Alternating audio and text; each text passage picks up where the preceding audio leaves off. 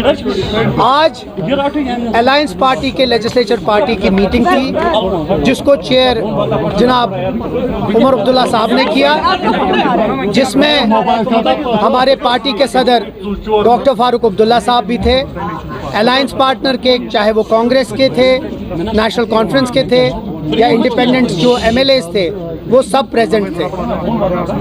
Meeting में एक thread based discussion हुआ जिसमें बहुत सारी चीज़ों पे तबादलो ख्याल हुआ और इस मीटिंग में दो अहम रेजोल्यूशन पास हुए हैं।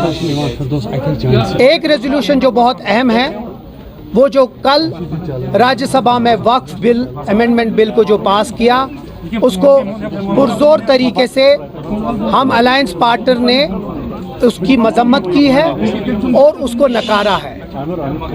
हम समझते हैं कि वो मुसलमानों के और इस मुल्क के जो माइनॉरिटी है उसके खिलाफ है। नंबर दो, जो दूसरा बहुत अहम एक रेजोल्यूशन है वो ये है कि हम समझते हैं कि जम्मू कश्मीर का जो लोगों ने मैंडेट दिया है, जो बढ़ चढ़ के लोगों ने हिस्सा इस इलेक्शन में लिया है, उस इलेक्शन, उस वोटिंग, उस मैंडेट की कदर करने की बहुत ज़रूरी है। और जो भी उसकी इज्जत नहीं करता है वो यहाँ के लोगों के मैंडेट को इंसल्ट कर रहा है। ये दूसरा हमारा रेजोल्यूशन था और हमने इस रेजोल्यूशन के ज़रिए हुकूमत हिंद को फिर से रिक्वेस्ट और डिमांड की है कि यहाँ का जो मैंडेट है उसकी इज्जत करना बहुत ज़रूरी है।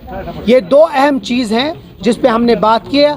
हमारी जो कोऑर्डिनेशन है, चाहे वो दिल्ली के साथ है या यहाँ की जो एलजी एडमिनिस्ट्रेशन के साथ है, वो बहुत ही एक कोऑर्डिनेटेड अफेयर में है, एक कोऑर्डिनेटेड तरीके से है। लेकिन उस कोऑर्डिनेशन को हमारी कमज़ोरी न समझिए। हम अगर प्यार और मोहब्बत से इस हुकूमत को चलना देना चाहते हैं और ग्राउंड पे अच्छे तरीके से काम करना चाहते हैं, हमारी वो चीज़ को कमज़ोरी न समझे। हम लोग ये बार बार और ये आखिर बार हम ये फिर से अपील करना चाहते हैं, मौदबाना अपील करना चाहते हैं कि हमें don't push us to the wall while as we want that there should be a coordination between the center, between the LG administration and the government here. Don't take our coordination as our weakness. हमारी खामोशी को हमारी कमज़ोरी न समझिए। ये दो अहम रेजोल्यूशंस आज पास हुए हैं। आगे जाके हम आपके सवाल भी ले लेंगे, लेकिन उससे पहले मैं निज़ाम साहब को भी रिक्वेस्ट करूंगा कि वो भी दो चार बात करें, उसके बाद हम आपके सवाल करेंगे। आप चीफ मिनिस्टर के कहने पे, उनकी दावत पे अलायंस पार्टनर्स में जितने भी लेजिस्लेटर्स हैं उनकी एक तफसीली मीटिंग मुनक्किद हुई, जिसका मकसद मंशा सिर्फ ये था कि जो यहाँ पे सियासी हालात हैं, आईनी उमूरात हैं या इंतज़ामी उमूरात हैं, उस पर सैर हासिल बहस की जाए। बहस हुई, कुछ लॉन्ग टर्म इश्यूज थे वो ज़ेर बहस आए, कुछ शॉर्ट टर्म इमीडिएट इश्यूज थे वो ज़ेर बहस आए। पहले मरहले पे कि मैं जो कहूँ उससे पहले मैं ये कहना चाहता हूँ कि कुछ सीनियर लीडर किसी मजबूरी के सबब, जैसे हमारे दो लीडर तारिक साहब और मीर साहब, वो मीटिंग में नहीं आ पाए क्योंकि कांग्रेस की एक अहम मीटिंग दिल्ली में मुनक्कद होने वाली थी। इसलिए मुझे मैंडेट दिया गया था कि मैं कांग्रेस की रिप्रेजेंटेशन करके अपने बाकी एमएलएस को साथ रखूं।